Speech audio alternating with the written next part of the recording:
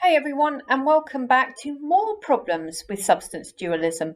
And this is the last video on a series of videos. We've looked at the substance dualism of Descartes, and then we looked at problems in the forms of the category mistake that it seems to be making, and also the problem of other minds. But today we're focusing in on problems with interactionist dualism. Okay, now that's a term that you haven't heard of yet, but we're going to go into it.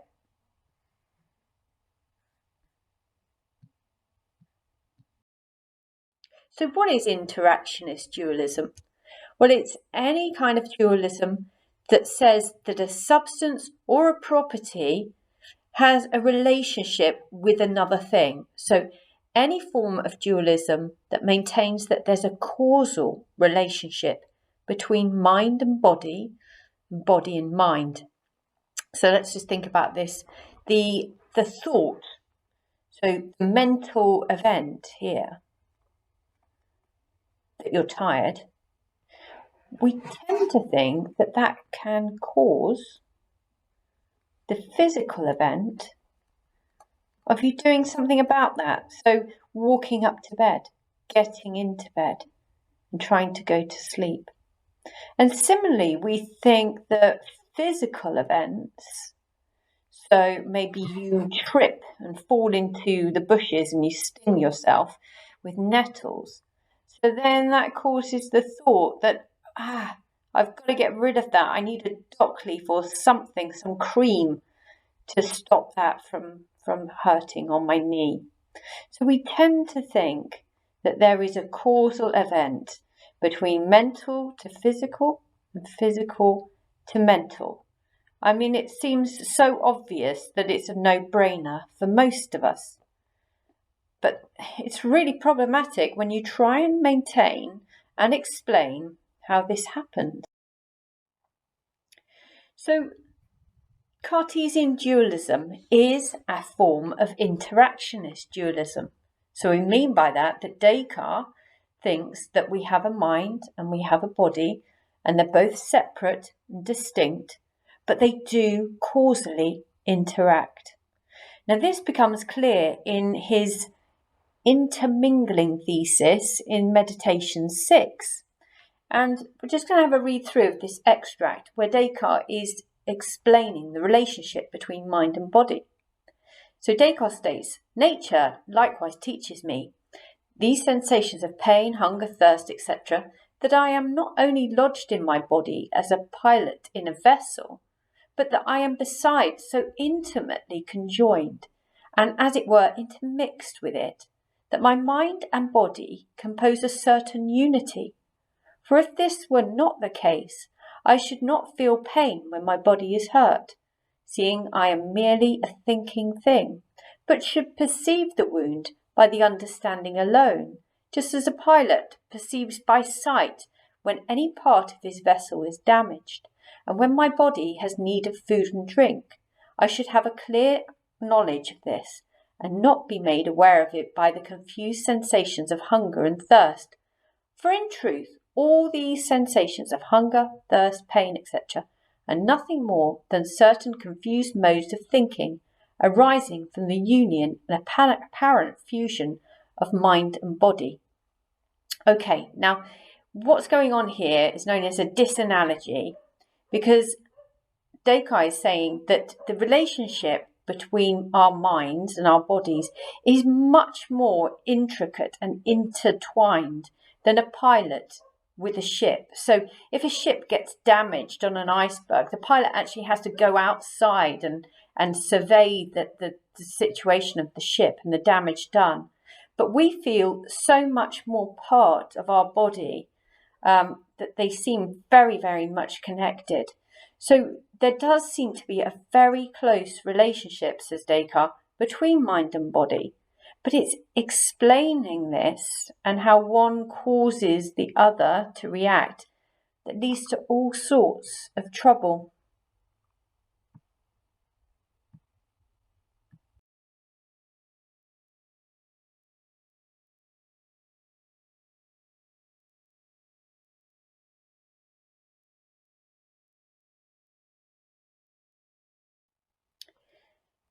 So you need to be aware of two problems of interaction. Okay, right, so problems of mind-body interaction come in two types.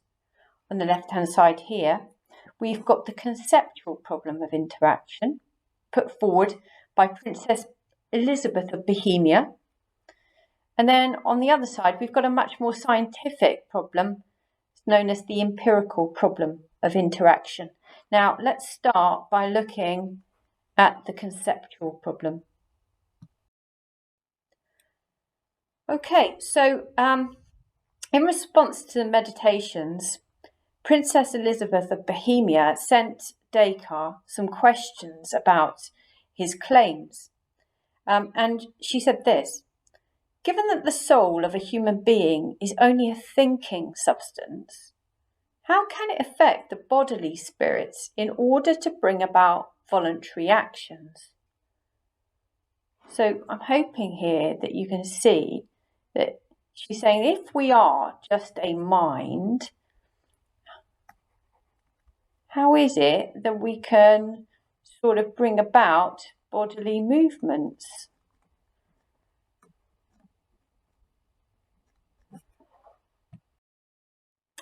Okay, so the argument goes like this. It is inconceivable for two things to causally interact unless their surfaces come into contact with one another. The mind doesn't have a surface, because we know that Descartes thinks that the mind is an unextended thing. It's immaterial, so it doesn't have a surface. So the mind doesn't have a surface, so it is inconceivable for the mind to interact with the body. And if such an interaction is inconceivable, it is impossible. So, in conclusion, as a result, mind-body interaction is impossible, and substance dualism is false. The mind is the cheese, and the body is the chalk. The two can't mix. Well, they could here, actually, couldn't they? Because they both have surfaces, but certainly not when it comes to mind,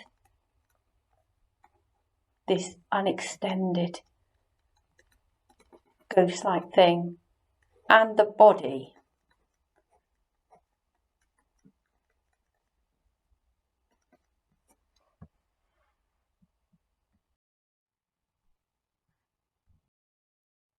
Okay, so Descartes does respond to this Princess Elizabeth's point that you need surfaces in order for things to interact.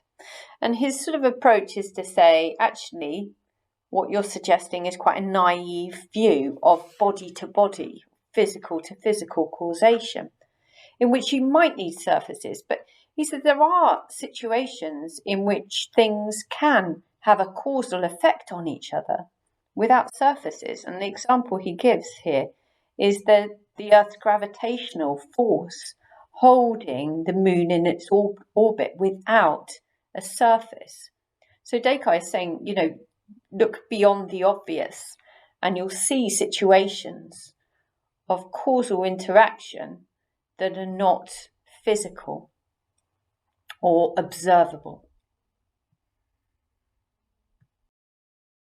Okay, now we've mentioned David Hume a lot throughout this course, and we can use him again to really support the idea that Descartes is putting forward, that there is a causal relationship between mind and body.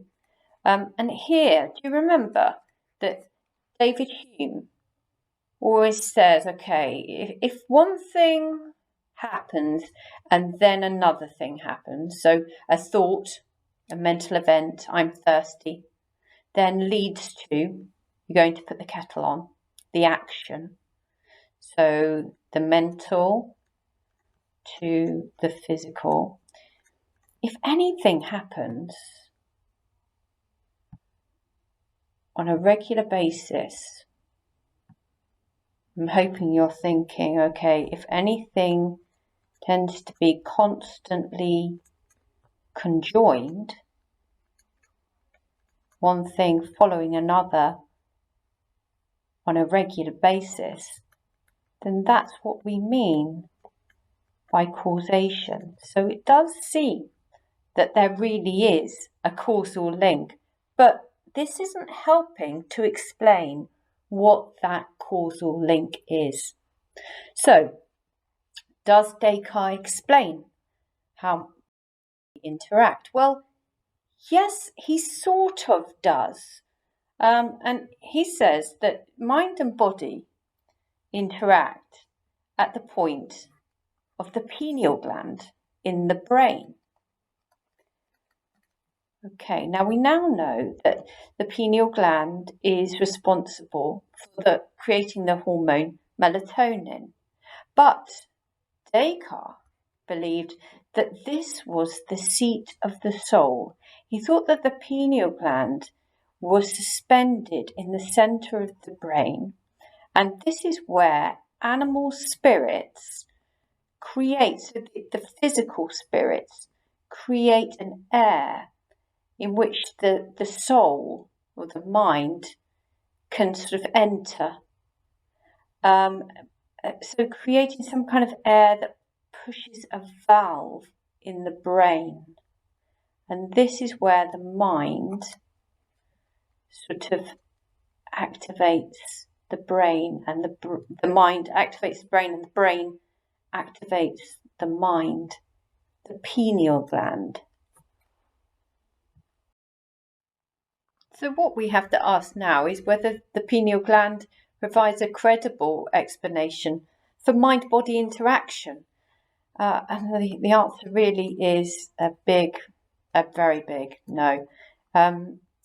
So for one thing, the pineal gland is shown to be in science having a very different purpose, and even at the time there were critics of Descartes' understanding of the biology of the brain. But I think ultimately for us, the whole idea that the mind in some way can enter into a valve or lift and have something to do with air in the valves of the brain, it's giving a location, isn't it, to this unextended thing. It's saying that it's occupying a space when we've always said that it's unextended, it's immaterial. How can it move through something, in something? So we just cannot explain how this unextended immaterial thing is still interacting with this physical brain. It really isn't an explanation.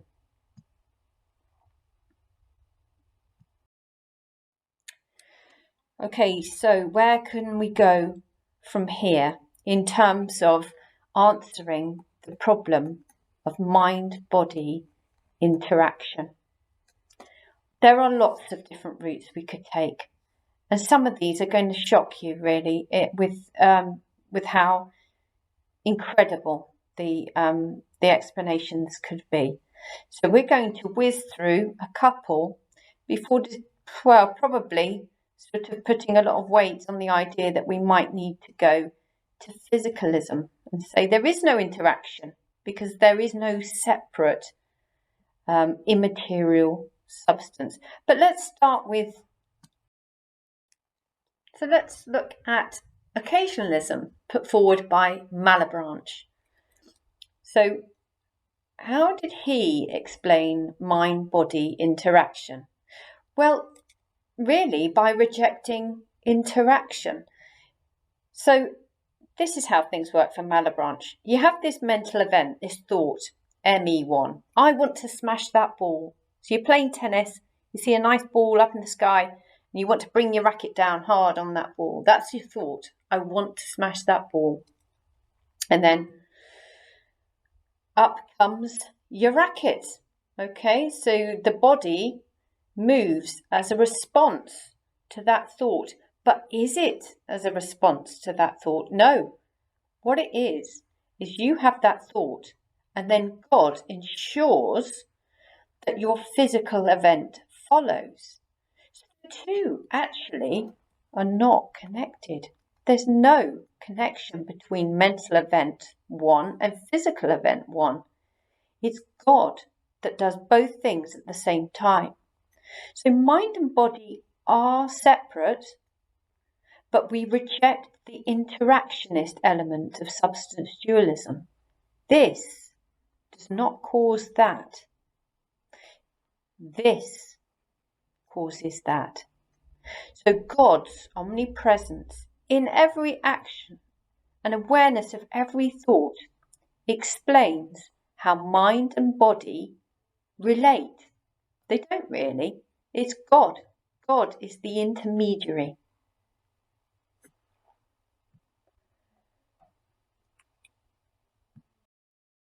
Well, I'm hoping that you're thinking that that's not great.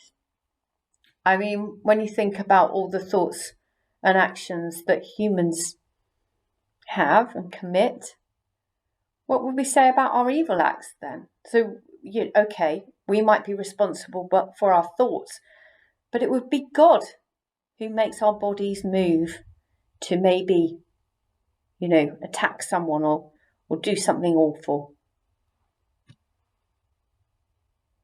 And also, there's the consideration that there might not be a God, certainly an omnipresent God, there to have all of these, to intervene in every action. So, occasionalism? I don't think so.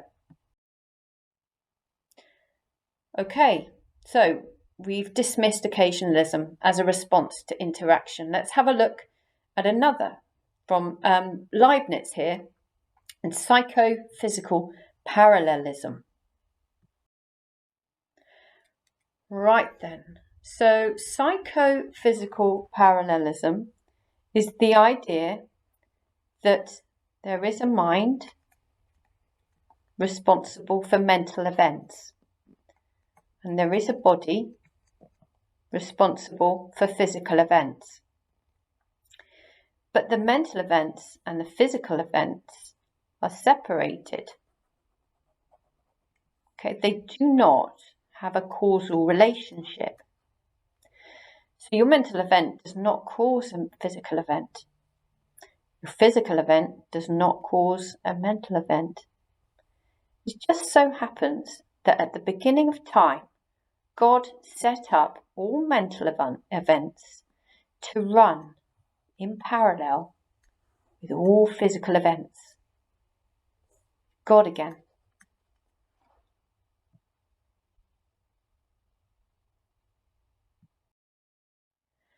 So think about these things.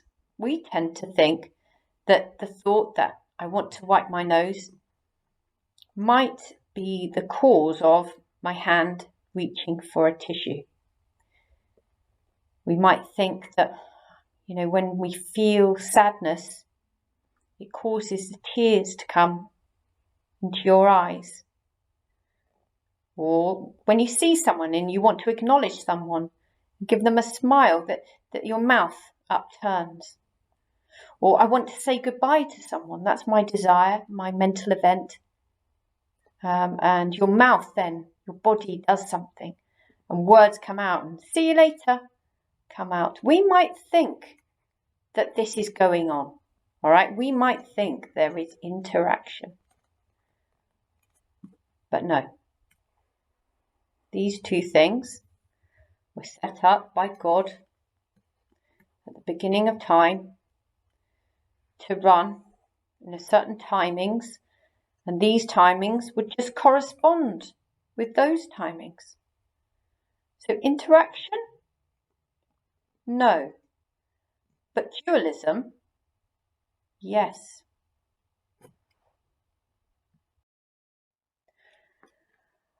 Okay, right, so we've got similar problems again with Leibniz and his psychophysical parallelism.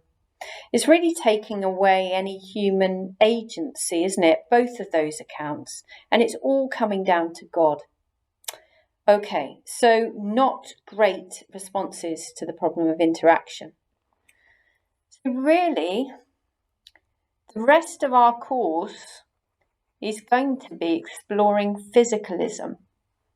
Now, can you see that in many ways, interaction between body and mind is not going to be a problem for physicalists who only believe that there is a body. Okay, so there is no problem of interaction. And this is why a lot of people argue that the mind must be part of the body in some way. Okay, so the rest of our course will be exploring that. And I think, to be honest, nothing else can answer this problem, conceptual problem of interaction. The pineal gland was not great. And these two are awful too. Okay then, so we did say initially that there are two problems of interaction, and we've explored in quite some detail the conceptual problem of interaction and looked at possible responses, but it's proving to be a really difficult problem for substance dualism. Let's have a quick look at the empirical problem of interaction. So the empirical problem of interaction is a sort of a posteriori criticism of interaction. So it's saying that the idea that the mind causes bodies to do something is problematic in a scientific way. Because in terms of energy, our universe is said to be a closed system. So we can't create or destroy energy. Energy is only transferred. And all things in our universe, in terms of science, are understood in a physical way. So all things are caused by other physical things. And because energy between things can only be transferred and not created, the idea of the mind causing something and interfering and having an impact on a closed system doesn't seem to make sense. All things are caused by other physical things. So the notion of a non-physical thing having an impact doesn't fit. And when we get to physicalism, we will look at this idea that something doesn't fit. We call it a dangler. The problem that we could outline, the empirical problem here, is that the physical universe is a closed system. And in any closed system, energy cannot be created or destroyed. The mind and body are said to causally interact, according to some dualists, like Descartes. But causation involves the transfer of energy. So this doesn't make sense. Therefore, the mind cannot be a non-physical thing as it's transferring energy. It has to be a physical thing. So the mind cannot be immaterial. But we could have another conclusion here.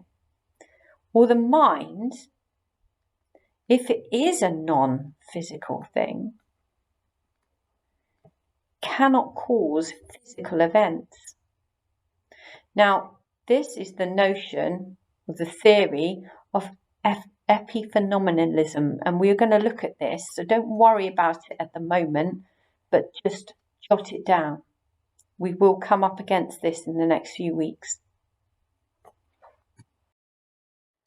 Okay, so we have looked at two problems of interaction, and my goodness, they are providing significant worries for the substance dualist. So we have looked in the past at the idea that substance dualists make a category mistake. That was damaging. We've also looked at the problem of other minds. But when it comes to the problem of interaction, It seems that we've hit a really significant issue with substance dualism, and I'm not sure we can answer the questions that have been thrown up today. Next time, we're on to physical